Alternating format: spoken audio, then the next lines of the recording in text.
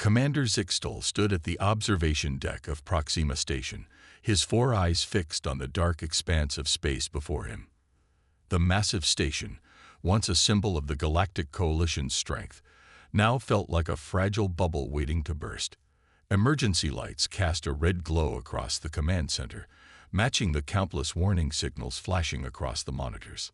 "Sir, the Kryvax fleet has breached the outer defense line," reported Lieutenant Mira, her tentacles moving rapidly across the holographic display. "We've lost contact with Squadrons 3 through 7. The commander's shoulders tensed. Proxima Station was the Coalition's last major stronghold in this sector, home to over 50,000 civilians from 17 different species. The past 3 years had seen the Kryvax Armada crush every major Coalition force they encountered, their superior numbers and technology proving unstoppable. "Status of the civilian evacuation?" Zixtal asked, keeping his voice steady despite the fear gnawing at his heart. 60% complete, sir. But at current speed, we need at least another 2 hours to get everyone to safety." 2 hours they didn't have. The Kryvax fleet had appeared without warning, their massive warships emerging from hyperspace like a swarm of deadly insects. Now they methodically destroyed the station's defensive platforms, their energy weapons cutting through Coalition shields as if they were made of paper. Captain Wren, a veteran of dozen battles, approached the commander with a data tablet. "The enemy has deployed their standard formation. 3 waves, each bigger than the last. Conservative estimate puts their numbers at over 2,000 ships, against their remaining force of barely 100 vessels." Zixtal activated the station-wide communication system. "All military personnel, prepare for close-range engagement. Divert all non-essential power to the shields. We must hold them back as long as possible." The crew worked with desperate efficiency, knowing these might be their final moments. The station's massive ion cannons fired continuously, their blue beams streaking across space. Occasionally, they would strike a Kryvax vessel, causing its shields to flicker, but it was never enough to cause serious damage. "Sir," Lieutenant Mira's voice carried a note of confusion. "Long-range sensors are detecting unusual energy readings at the edge of the system." Zixtal moved to her station, studying the readings. Dozens of quantum ruptures were forming, their signatures unlike anything he'd seen before. Could it be Coalition reinforcements? "Negative, sir. These signatures don't match any known Coalition or Kryvax drive systems." The quantum ruptures grew larger, their energy patterns defying conventional physics. Even the approaching Kryvax fleet seemed to hesitate, their advance slowing as they too detected the anomalies. "Sir, we're receiving a transmission," Captain Wren called out. It's coming from the ruptures." A voice crackled through the station speakers, speaking in clear Coalition standard. "Proxima Station, this is Admiral Chen of the Human Expeditionary Fleet. We've received your distress signal. Hold your position. Help has arrived." The command center fell silent. Everyone knew about the humans, the mysterious species that had discovered faster-than-light travel barely 50 years ago. They had steadfastly remained neutral in the conflict, focusing on building their own civilization despite repeated requests for aid from the Coalition. Before anyone could respond, the quantum ruptures burst open. What emerged made every being on Proxima Station's command deck stare in awe. Thousands of ships, their hulls gleaming with an otherworldly metal, moved into perfect formation with mechanical precision. The last stand of Proxima Station was about to become something else entirely. 3 months earlier, in the Grand Meeting Hall of the Coalition Council on New Geneva, Ambassador Lin Chen of Earth sat quietly as heated arguments filled the chamber. The circular room, designed to represent equality among species, now felt more like an arena of blame and desperation. "The humans must choose a side," demanded Representative Koldar of the Arcturus Alliance, his crystalline form flickering with angry purple lights. "While we fight and die, they sit behind their borders, watching the galaxy burn." Ambassador Lin maintained her calm demeanor, a skill perfected through countless similar meetings. Her silver-streaked hair was neatly tied back, her traditional diplomatic robes carrying only the simple blue and white colors of Earth's united government. "We understand your frustration," she replied, her voice steady. "But Earth's position remains unchanged. We are still evaluating the complex nature of this conflict." The Coalition's Supreme Commander, a tall Centaurian named Vexthor, stepped forward. His usually pristine uniform showed signs of wear, reflecting the toll of endless battles. "Ambassador, with all due respect, what more evaluation is needed? The Kryvax destroy everything in their path. Yesterday, they eliminated an entire colony world. Children, Ambassador. Families." Lynn's expression softened with genuine concern, but her position remained firm. "Earth sends its deepest condolences. We are increasing our humanitarian aid by 300%, effective immediately." "We don't need aid." Koldar's crystal surface pulsed red. "We need your fleet, your technology. Everyone knows humans have been building ships unlike anything seen before. Why hide behind neutrality?" The ambassador opened a small holographic display showing relief ships. "Our focus remains on saving lives through non-military means. Earth has its reasons." "Cowardice, you mean?" interrupted a Proxian delegate, their feathers bristling. The chamber erupted in shouts until Supreme Commander Vexthor raised his hand for silence. He approached Lynn directly, his 4 eyes filled with wisdom earned through centuries of life. "Ambassador, let me speak plainly," he said. "Our intelligence suggests that human ships possess capabilities we barely understand. Your quantum drives, your AI integration, they're decades ahead of both Coalition and Kryvax technology. Why do you hold back?" Lynn stood, smoothing her robes. "Commander, Earth remembers its history. Long before we reached the stars, we learned the cost of rushing into conflicts without full understanding. Sometimes, waiting and watching is the wisest course of action. While others die." Koldar demanded. "While we prepare," Lynn corrected gently. "Earth's neutrality is not inaction. It is patience." As she left the chamber that day, Lynn sent a coded quantum message to Earth Command. "Opposition growing. Maintain course. Timeline unchanged." The response came instantly. "Acknowledged. Fleet production at 94%. Combat simulations exceeding expectations. Estimated completion, 89 days." Now, as the human fleet emerged from quantum space near Proxima Station, those carefully planned months of preparation were about to bear fruit. In their arrogance, the Kryvax had never bothered to study human military capability, dismissing Earth as a minor power hiding behind diplomacy.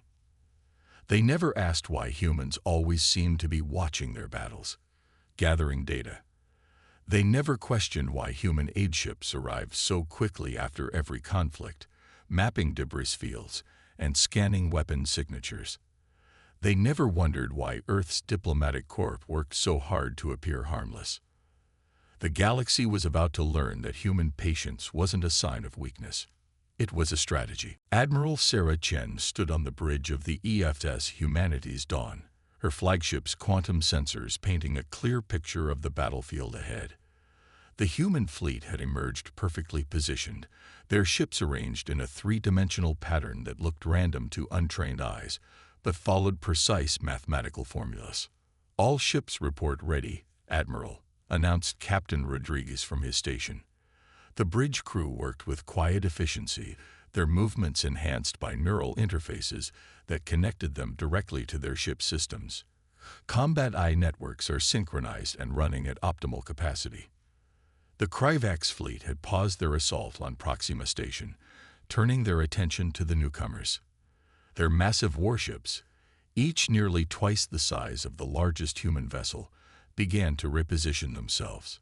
"They're sending a transmission," Lieutenant Park reported, her hands dancing over the holographic controls.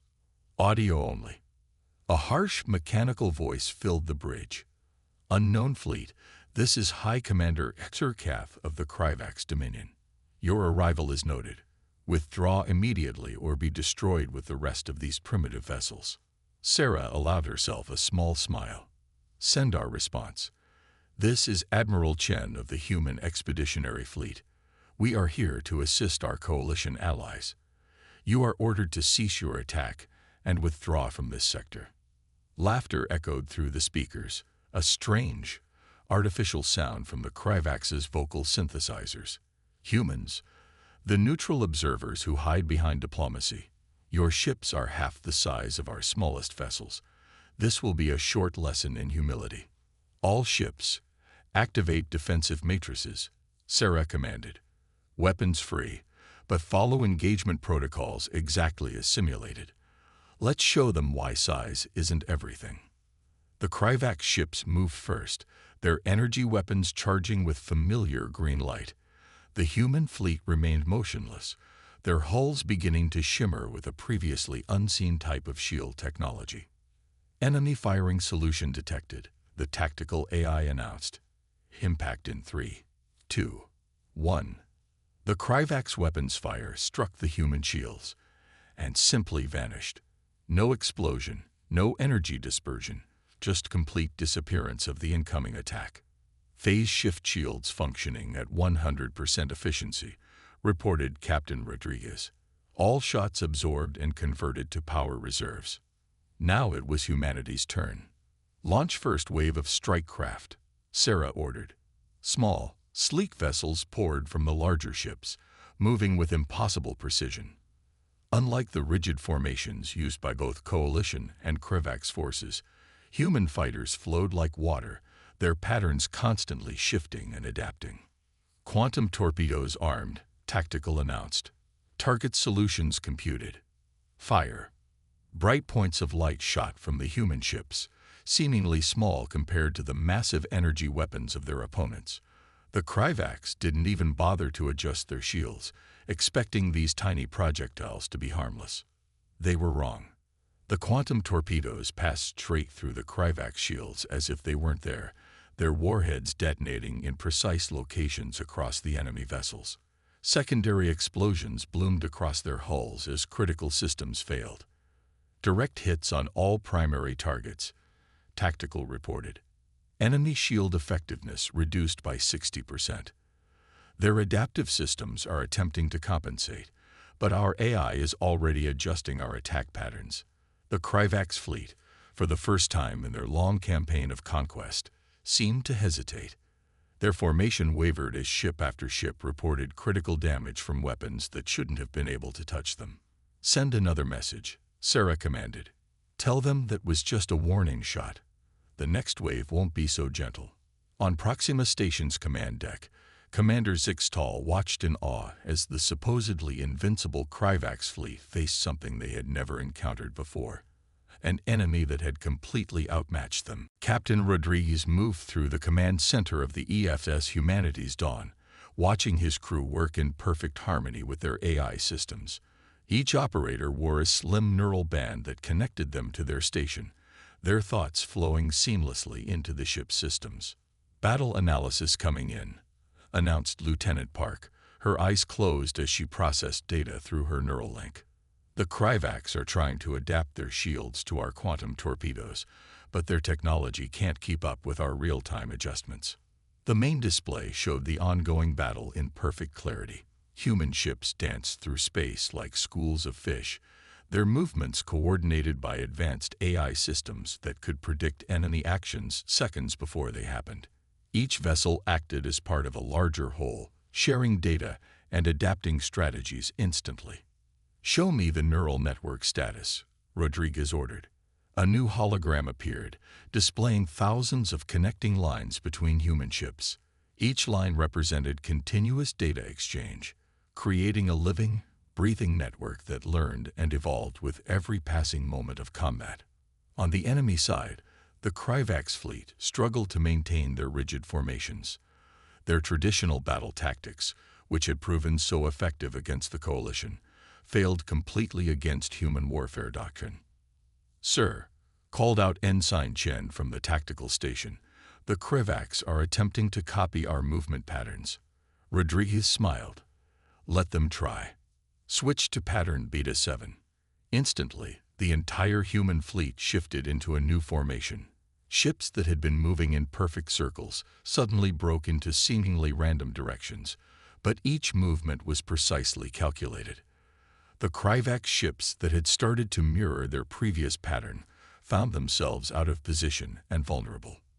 Quantum torpedo locks acquired, the tactical AI announced through the bridge speakers. Its voice was carefully designed to sound helpful rather than mechanical. Permission to fire. Granted. Target their propulsion systems. Another wave of quantum torpedoes launched, each one adjusting its trajectory mid-flight based on real-time battlefield data. The Kryvax ships attempted to evade, but the torpedoes simply altered their course, guided by predictive algorithms that could calculate where the enemy would be. Message from Admiral Chen, Lieutenant Park announced. All ships are to prepare for Phase 2 of the battle plan. The crew's neural bands glowed briefly as new tactical data flowed through the network. Each operator received updated objectives tailored to their role, while the ship's AI systems began reconfiguring weapon systems for the next stage of combat. In the midst of the battle, a coalition support ship approached the human fleet. Its crew watched in amazement as human vessels executed maneuvers that should have been impossible, turning and accelerating at speeds that would have torn apart conventionally designed ships. "Those aren't normal engines," observed a coalition engineer, studying the human ships. "They're using some kind of quantum field manipulation. The entire hull is acting as one big engine." The human ships' hulls rippled with subtle patterns of light, their quantum field generators allowing them to partially phase out of normal space. This technology, developed in secret over decades, made their vessels nearly impossible to hit with conventional weapons. Kryvax fleet is attempting to regroup, Tactical reported. They're forming a defensive sphere around their command ship. Rodriguez nodded. Just as the simulations predicted. Inform the Admiral that we're ready to proceed with Phase 2. As he watched his crew work, Rodriguez reflected on how far humanity had come. While other species focused on building bigger ships with more powerful weapons, humans had taken a different approach. They had created a perfect fusion of human intuition and artificial intelligence, where neither was complete without the other. The art of human warfare wasn't about overwhelming force. It was about adaptation, prediction, and perfect coordination. The Kryvax were about to learn this lesson the hard way. High Commander Exer Kath of the Kryvax stood in his command center, his metallic form vibrating with barely controlled anger. The battles had never gone this badly before. Dozens of his ships lay dead in space, their systems completely disabled by weapons that shouldn't exist. "Bring forth the planet killer," he commanded. "Let them witness true power." Deep within the Kryvax fleet, a massive vessel began to emerge. Nearly 10 times the size of a standard battleship, its hull was dark and covered with energy collection arrays. This was the pride of the Kryvax Dominion, a weapon that had destroyed 17 worlds and had never failed. On the bridge of humanity's dawn, Admiral Chen watched the massive ships approach with calm interest. "The Kryvax are powering up their primary weapon," Lieutenant Park reported. "Energy readings are off the charts. It's like looking at a small star." Admiral Chen opened a channel to all human ships. "Execute Formation Omega, just like we practiced." The human fleet began to move in perfect synchronization. Smaller ships joined together, linking their quantum fields to form larger geometric patterns. Triangles, squares, and hexagons of ships emerged across space, each formation glowing with strange energy. "What are they doing?" Commander Zixtal wondered aloud on Proxima Station, watching the human ships arrange themselves into what looked like a giant crystalline structure in space. The planet killer's main cannon began to glow, drawing in enough energy to shatter a world. The coalition forces had seen this weapon before. Its green beam could pierce any shield, any defense, and strike directly at a planet's core. Energy spike detected. The tactical AI announced on humanity's dawn. Planet killer weapon preparing to fire. Quantum geometric shield formation at 98% alignment. Admiral Chen nodded. "All ships, hold position." Activate quantum interference fields on my mark. The planet killer fired. Its beam, powerful enough to destroy a world, lanced out toward the human fleet. For a moment, the space around them lit up brighter than a sun. Mark. The geometric formation of human ships suddenly blazed with blue-white light. Each vessel contributed to a massive quantum interference pattern, their fields combining to create something entirely new in the history of space warfare. As the green beam struck this new type of shield, something remarkable happened. Instead of trying to block or absorb the energy, the human ship's formation bent space itself. The planet killer's beam twisted, turned, and finally dissipated harmlessly into subspace. Silence fell across all communication channels. The planet killer's weapon had never failed before. Not once in all the years of Kryvak's conquest had anyone survived its attack. Impossible. High Commander Shirkath's voice crackled across open channels. No shield can deflect the planet killer. That wasn't a shield, Admiral Chen replied calmly. That was applied quantum geometry. Your weapon is impressive, but it still follows the laws of physics. We simply rewrote those laws within our defensive formation. On Proxima Station, the Coalition officers watched in amazement as the human fleet maintained their perfect geometric pattern, their ships glowing with energy that defied conventional science. Send word to all Coalition forces, Commander Zixtal ordered, his voice filled with hope for the first time in years. The planet killer can be stopped. Humanity has done what we thought impossible. The human fleet began to move again, their ships maintaining their complex formations while advancing on the Kryvak's fleet. They had just negated the enemy's greatest weapon, but Admiral Chen knew this was only the beginning.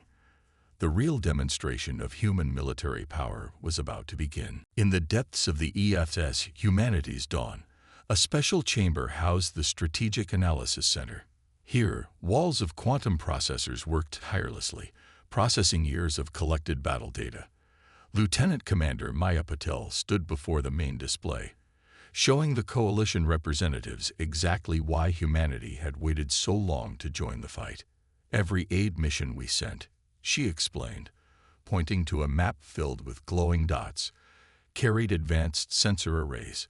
While we provided medical support and supplies, our ships were gathering detailed scans of Kryvak's technology.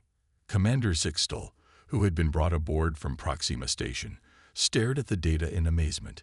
You've been planning this since the beginning. Even before the war started, Maya confirmed, bringing up a new display. Our quantum predictive engines detected patterns in Kryvak's fleet movements 3 years before their first attack. We knew they were preparing for invasion. The display showed thousands of data points, each representing a piece of intelligence gathered during humanity's supposed neutrality. Every diplomatic meeting, every humanitarian mission, every trade interaction had been part of a larger plan. Here, Maya pointed to a series of battle recordings. We analyzed every major engagement between Coalition and Kryvak's forces. Our AI systems identified 47 distinct weaknesses in Kryvak's tactical doctrine. They rely too heavily on brute force and overwhelming numbers. Captain Rodriguez entered the chamber, carrying fresh tactical updates. The Kryvaks just tried to use their standard flanking maneuver. Our ships countered it before they even completed their turn. Because you knew it was coming, Zixtal realized, his 4 eyes widening. You've seen all their strategies before. Maya nodded, bringing up another display showing ship designs. We didn't just study their tactics. Every human vessel was specifically engineered to counter Kryvak's technology. Our quantum torpedoes, designed to exploit a fundamental flaw in their shield geometry that we discovered 2 years ago. The chamber's eye assistant projected a timeline of human technological development. While the galaxy saw humans focusing on civilian projects and space exploration, they had actually been preparing for this exact conflict. Even our diplomatic responses were calculated, Rodriguez added. Every time we refused to join the Coalition, the Kryvaks grew more confident, more careless. They never bothered to study our capabilities because they thought we were afraid. A message flashed across the main screen. More battle data arriving from the front lines. The human fleet was systematically dismantling the Kryvax forces, using strategies specifically developed to counter each of their weapons and tactics. Look here, Maya highlighted a section of data. Their ships are trying to adapt their shields.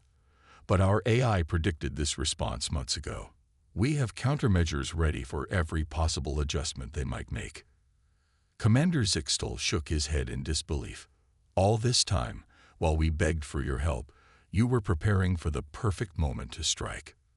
We couldn't risk engaging too early, Maya explained gently.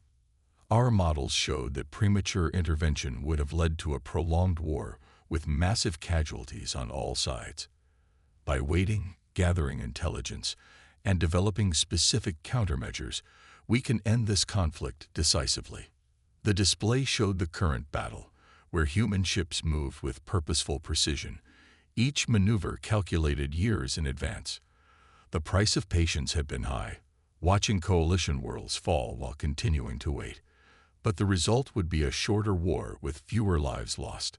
The Kryvax thought our patience was weakness, Rodriguez said quietly.